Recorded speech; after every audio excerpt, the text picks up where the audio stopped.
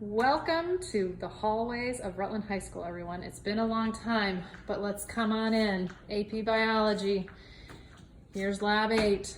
Before you enter the hallways or into the classroom, you're going to notice that throughout the building, there's some hand sanitizer stations. So grab some hand sanitizer. Make sure that your mask is on securely. We've got a little standard operating procedure we'd like you to follow. And when you come into every classroom, wow, this is what they look like. Remember that?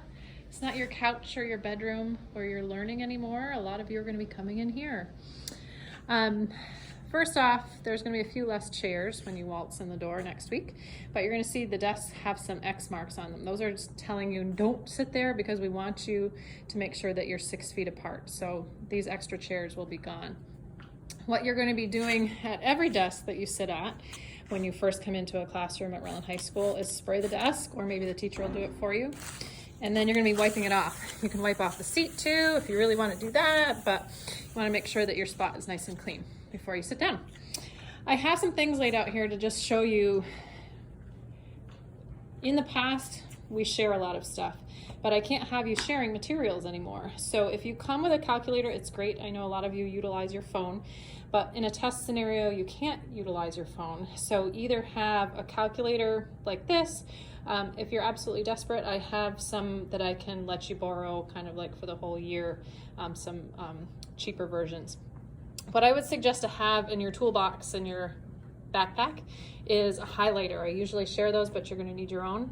A lot of people like a variety of pens. I do a lot in color, and it's really good for learning. If you're a pen junkie, bring them.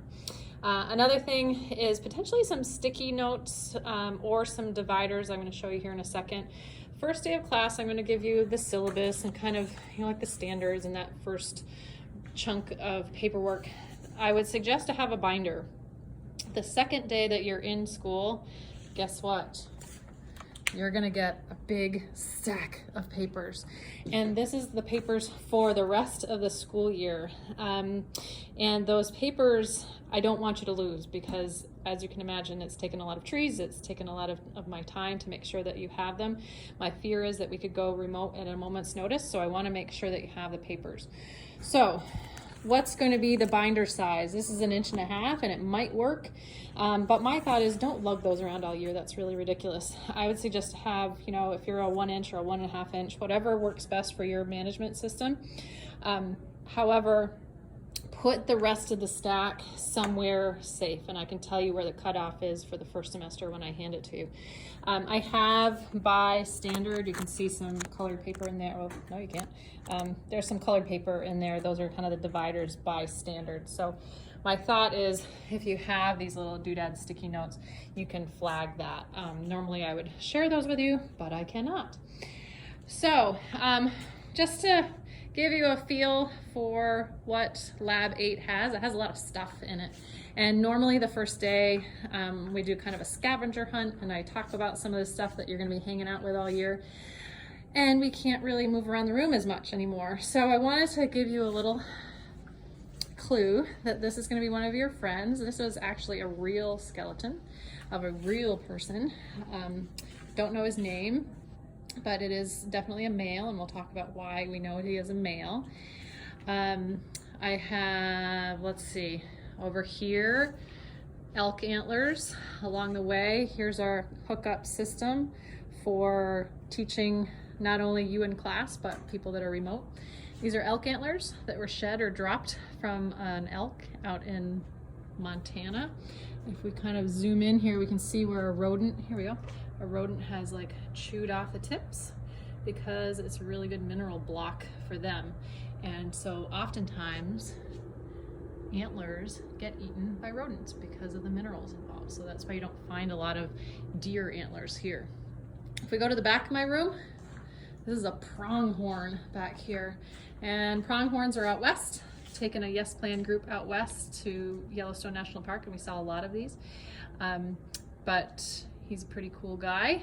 He has a set of horns. This is a fake skeleton that was made from a real human female, but we casted her bones, or not we bought it that way. And those bones are technically a synthetic plastic. This here is, we call her Hannah Montana, also from Montana. It's a mountain goat. She has a set of horns. We're going to be playing with some plants, hopefully, throughout the year as well. So those are some of our specimens that are going to be making some good oxygen for us. This is a little friend. This one is actually native to Vermont. That is a bobcat with a squirrel. We say he's petting the squirrel, but as you can imagine, it's probably not petting. So that was also a roadkill that has been stuffed. Lots of stuff up top here and in here. I have a passion for anatomy and physiology. I'm not teaching it this year, but I have for over 20 years. I teach it to adults as well.